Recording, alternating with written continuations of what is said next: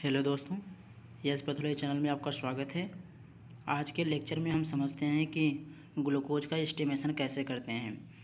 हम लैब में हैं तो सेमी ऑटोमेटिक एनालाइजर पे या स्पेक्ट्रोफोटोमीटर पे हम ग्लूकोज का एस्टिमेशन कैसे करते हैं वो आज समझेंगे दोस्तों। आज के लेक्चर में जो टॉपिक है क्या क्या इसमें टॉपिक हेडिंग होगा, इसके अंतर्गत में हम क्या क्या समझेंगे ग्लूकोज एस्टिमेशन में। एम समझेंगे, प्रिंसिपल क्या है, प्रिंसिपल देखेंगे, इसका मेथड कौन सा है, किस मेथड से हम करते हैं ग्लूकोज एस्टिमेशन वो समझेंगे। फिर इसके बाद रिक्वायरमेंट क्या क्या होते हैं हमें ये टेस्ट करने में। इसके बाद प्रोसीजर हम कैसे करते हैं, कितना हमें रिएजेंट लेना है, कितना सैंपल लेना है, वो प्रोसीजर हम समझेंगे। इसके बाद कैलकुलेशन देखेंगे, कैलकुलेशन कैसे करते हैं। इसके बाद क्लिनिकल सिग्निफिकेंस समझेंगे दोस्तों। इसमें और टॉपिक है इंक्लूड स्टेबिलिटी ऑफ रिएजेंट समझेंगे कि रिएजेंट की को स्टोर करके हम कब तक रख सकते हैं, और स्टेबिलिटी ऑफ सैंपल को समझेंगे कि सैंपल को हम कब तक स्टोर करके रख सकते हैं, कितने टेम्परेचर पे अगर रखना है हमें तो। इसके बाद हमें देखना समझेंगे ये कि नॉर्मल रेंज क्या होते हैं दोस्तों। फिर देखते हैं सबसे पहले एम देखते हैं कि एम क्या है दोस्तों। एम में determination of serum plasma glucose of the given sample. इसका मतलब ये है प्रैक्टिकल के टाइम में अगर हम प्रैक्टिकल कर रहे हैं तो उसमें क्या होगा, हमें सैंपल मिलेगा, उससे हमको क्या करना होगा, डिटर्मिनेशन करेंगे शुगर का या ग्लूकोज का दोस्तों। अब देखते हैं प्रिंसिपल क्या है। The aldehyde group of glucose is oxidised by the glucose oxidase to given gluconic acid and hydrogen peroxide. ये हमारा ग्लूकोज है। ग्लूकोज में क्या होते हैं हमारा ऑक्सीडाइजिंग एल्डिहाइड ग्रुप होते हैं ग्लूकोज में, और ये हमारा ग्लूकोज ऑक्सीडाइज्ड होगा किसके थ्रू, ग्लूकोज ऑक्सीडेज एंजाइम के प्रेजेंस में हमारा ऑक्सीडाइज्ड होगा। इसके बाद हमारा क्या बनेगा, ग्लूकोनिक एसिड और H2O2 मतलब हाइड्रोजन परऑक्साइड बनेगा। इसके बाद क्या होगा दोस्तों, जो हाइड्रोजन परऑक्साइड है ये परऑक्सीडेज एंजाइम के प्रेजेंस में ब्रेक डाउन होगा। ब्रेक डाउन होने के बाद क्या बनेगा, H2O और ऑक्सीजन, जल और ऑक्सीजन में कन्वर्ट हो जाएगा, इतना बनेगा। इसके बाद दोस्तों जो हमारा ऑक्सीजन है वो रिएक्ट करेगा किसके साथ, 4 अमाइनो फेनोजोन से रिएक्ट करेगा। तो इसके बाद 4 अमाइनो फेनोजोन से रिएक्ट करेगा। इसके बाद पिंक कलर का कलर देता है, पिंक कलर का प्रोड्यूस होगा कलर। उसके बाद उसकी कलर की जो है हमारी इंटेंसिटी उसे हम क्या करेंगे, डिटरमाइन करेंगे 530 नैनोमीटर पे। अगर हम स्पेक्ट्रोफोटोमीटर में कर रहे हैं तो 530 नैनोमीटर में करेंगे दोस्तों। इसका जो वेवलेंथ है 500 से लेकर के 550 के बीच में हम इसको इंटेंसिटी को क्या करते हैं, डिटरमाइन करते हैं। अब दोस्तों अब समझते हैं कि मेथड कौन सा मेथड है दोस्तों। ये method GOD and POD method से करते हैं।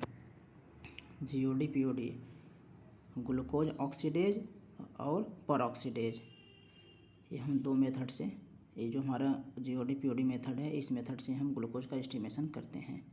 अब हम देखेंगे रिक्वायरमेंट में test tube, pipette, stop watch, glucose reagent, glucose standard, distil water, sample. दोस्तों जो सैंपल होगा हमारा फ्लोराइड वाला सैंपल होगा। फ्लोराइड में क्या होता है, हमारे जो एंटीकॉगुलेंट होता है उससे क्या होता है कि जो हमारे ग्लाइकोलाइसिस हो रही है उस सैंपल में हम कलेक्ट करने के बाद उसमें जो ग्लाइकोलाइसिस होती रहती है उसको क्या करेगा, इनहिबिट्स कर देता है। इनहिबिटर्स होता है ग्लूकोलाइटिक इनहिबिटर, उसमें ग्लूकोलाइसिस जो हमारी हो रही है ग्लाइकोलाइसिस उसे क्या करेगा, इनहिबिट्स कर देगा। इसलिए उसमें जितने ग्लूकोज की मात्रा है, जिसमें अमाउंट जितनी है उसकी, जितनी क्वांटिटी उसकी है पूरी उतनी ही हमारी रिजल्ट में आएगा। अगर हम प्लेन से अगर हम कर रहे हैं ये तो हम प्लेन से करेंगे तो प्लेन में क्या होगा, इसमें एंटीकॉगुलेंट नहीं होता, और इसके बाद सोडियम फ्लोराइड इसमें नहीं होता। इसलिए सोडियम फ्लोराइड जो एंटीकॉगुलेंट है सिर्फ उसी का प्ले रोल करता है कि इनहिबिट्स ऑफ द ग्लाइकोलाइसिस को रोक देना। तो अगर हम सीरम से अगर हम ग्लूकोज का एस्टिमेशन कर रहे हैं तो दोस्तों अगर हमने सैंपल कलेक्ट करने के 1 आवर्स के अंदर ही अगर एस्टिमेशन कर लेंगे तो उसकी जो वैल्यू है आएगा ठीक ही, लेकिन थोड़ा बहुत उससे कम ही आ सकता है, ज़्यादा नहीं आएगा, कम ही आएगा, वेरिएशन उसमें आ सकता है। लेकिन अगर हम प्लेन वाइल में अगर हम आधे घंटे के अंदर में अगर कर दें 30 मिनट्स के लेस देन में अगर हम कर दें उसको एस्टिमेशन तो हमारा रिजल्ट सही आएगा। दोस्तों कर सकते हैं प्लेन से विद इन 1 आवर्स के। अब देखते हैं प्रोसीजर। दोस्तों प्रोसीजर में सबसे पहले हम क्या करेंगे, 3 टेस्ट ट्यूब लेते हैं। प्रोसीजर में हम क्या लेंगे, 3 टेस्ट ट्यूब ले लिए, 3 टेस्ट ट्यूब ले लिए। अब पहले टेस्ट ट्यूब में लिख दिए ब्लैंक, दूसरे में स्टैंडर्ड, तीसरे में टेस्ट। दोस्तों ये चार्ट बना हुआ है, इसमें जो ये इसको देखते रहें, blank standard test, 3 test tube ले लिए, ब्लैंक स्टैंडर्ड टेस्ट। अब हमारे क्या लेना है, glucose reagent. Glucose reagent 1 ml तीनों टेस्ट ट्यूब में लेने हैं। अगर दोस्तों अगर आप यहाँ पे मिनिमम 500 माइक्रोलीटर रिएजेंट ले सकते हो। अगर 500 माइक्रोलीटर रिएजेंट लोगे तो आपको सैंपल कितना होगा लेना होगा, 5 माइक्रोलीटर लेना होगा। अगर हम यहाँ पर 1 ml ले रहे हैं तो सैंपल कितना लेना है, 10 माइक्रोलीटर लेना है। तो हम 1 ml हम ले लिए इसमें रिएजेंट तीनों में, या 500 माइक्रोलीटर ले लिए रिएजेंट। उसके बाद सीरम और प्लाज्मा। सीरम और प्लाज्मा किस वाले में डालना है, टेस्ट में हमको, टेस्ट जो हमारे जिसमें है उसमें हमें 10 माइक्रोलीटर इसमें डाल देना है टेस्ट वाले ट्यूब में। इसके बाद है ग्लूकोज स्टैंडर्ड। इस ग्लूकोज स्टैंडर्ड जो है ये 10 स्टैंडर्ड वाले में डाल देना है 10 माइक्रोलीटर। इसके बाद डिस्टिल वाटर जो है हमको ये ब्लैंक में डाल देना है 10 माइक्रोलीटर। उसके बाद हम इसको मिक्स करके 30 मिनट्स के लिए हम इसको रख देंगे रूम टेम्परेचर पे।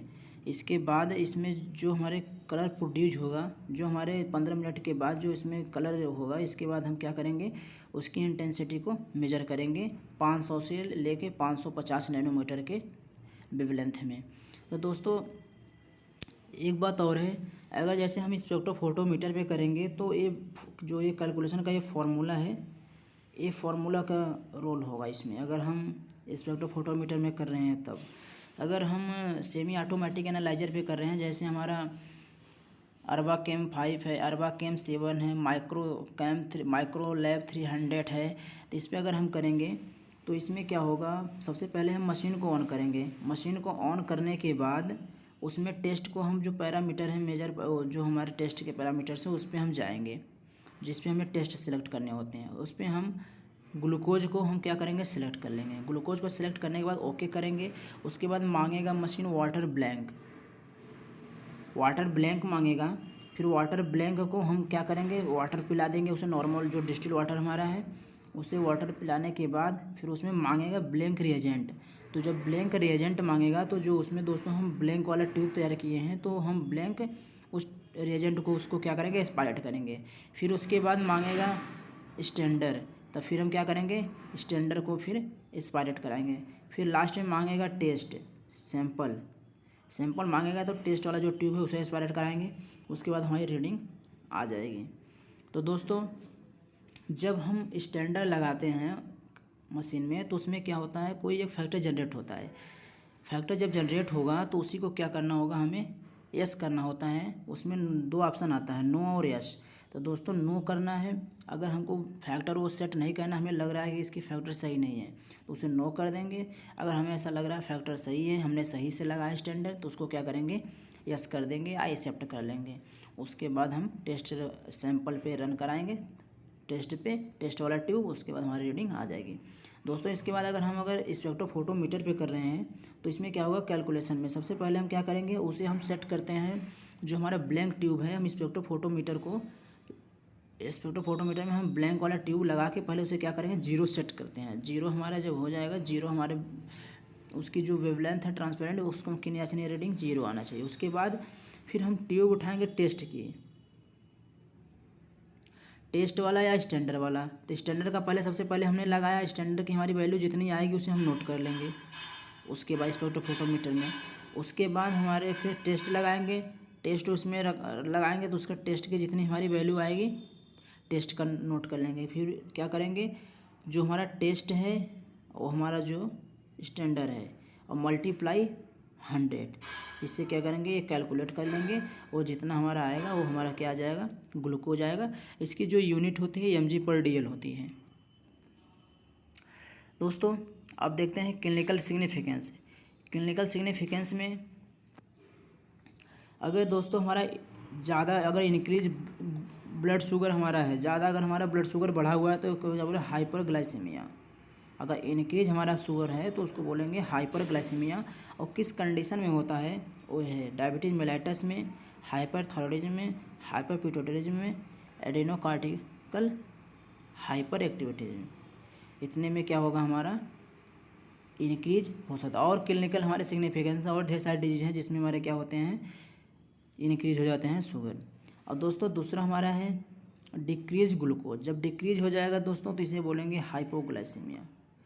जब इंक्रीज हो, क्लिनिकल टर्म दोस्तों याद के रहना, जहाँ पे आएगा हाइपर ग्लाइसीमिया, यहाँ मतलब क्या होगा, इंक्रीज हो जाएगा हमारा ग्लूकोज ब्लड शुगर। और यहाँ पे क्या हो जाएगा, हाइपो जहाँ पे आ गया, यहाँ पे hypo means decrease, hyper means increase. एक किस कंडीशन में होता है, हाइपोथायरॉयडिज्म।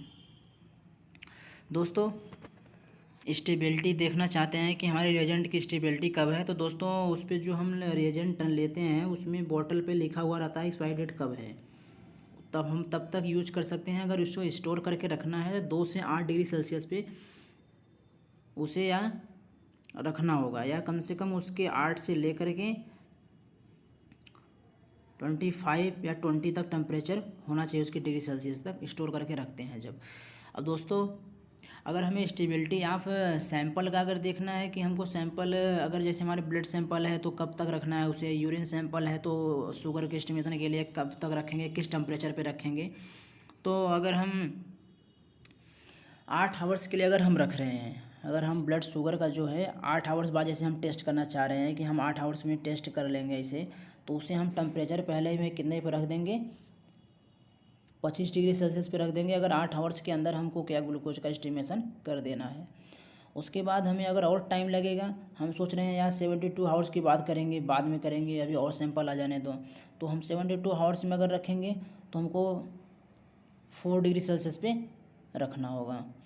और इसके बाद अगर हम यूरिन का सैंपल हमारा है, अगर हम यूरिन का उसमें शुगर का एस्टिमेशन करना है, उसे हम कब तक करेंगे, तब फिर इसके बाद कब तक उसकी स्टेबिलिटी को स्टोर करके रखना होगा।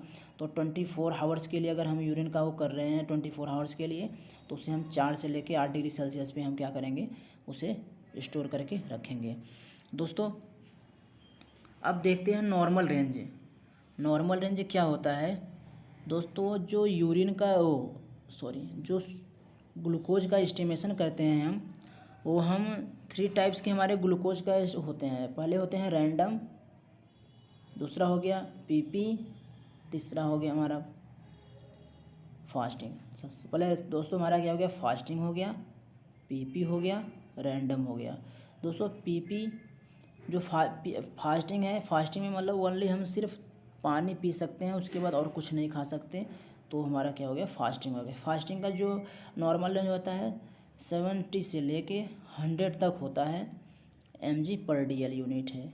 और पीपी पोस्ट प्रेंडियल जो हमारे होते हैं, इसका सैंपल तब लेते हैं जब हम खाना खाने के एग्जैक्ट 2 घंटे बाद अगर हम सैंपल देंगे तो हमारे कौन से हो गए, पीपी सैंपल हो गए 2 आवर्स के बाद। इसका भी नॉर्मल रेंज कितना होता है, 70 से 140 mg/dl होता है। अब देखते हैं दोस्तों रैंडम। रैंडम मीन्स वो होता है कभी भी हम सैंपल जैसे खाना खाए हुए हैं या चाय वाय पिए हुए हैं, हम कभी भी दिन में कभी भी दे सकते हैं, तो हमारा हो गया क्या, रैंडम ब्लड शुगर। तो इसका भी रेंज जो होता है 70 से 140 mg/dl। फास्टिंग का 70 से 100, 70 से 140, 70 से 140 होता है। आई होप दोस्तों आप लोगों को समझ में आया होगा। अगर नहीं समझ में आया होगा तो कमेंट बॉक्स में कमेंट करें और आपके समस्या का समाधान किया जाएगा। और चैनल को सब्सक्राइब कर देना दोस्तों अगर अच्छा लगा हो, अगर आपको हेल्पफुल लगा हो, और शेयर करना